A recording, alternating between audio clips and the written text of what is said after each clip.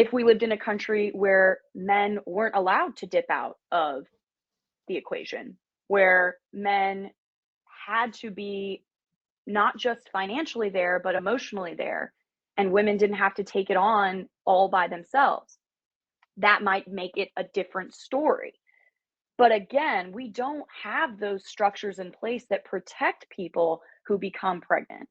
And so it's furthered, the issue is furthered by the fact that we don't have any other protections for the people who become pregnant. We make people pay for delivery of a fetus. Mhm. We don't have universal health care. So even if we were in Sweden, and again, they're very pro choice, but even then, if we lived in Sweden where there's free healthcare and like tons of social support and 6 months of paid leave, maybe it would be a different story. It still, I think, would be up to the person, not the government.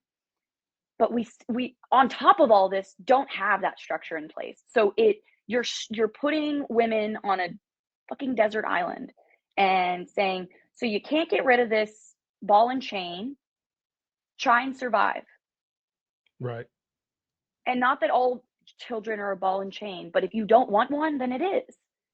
And why do you want unwanted children to come into the world? If the foster system worked, maybe you'd be okay with putting them up for adoption, but it doesn't. That's another thing that pro-lifers, anti-choicers love to say is like, well, just go through with the pregnancy and put it up for adoption if you don't want the kid.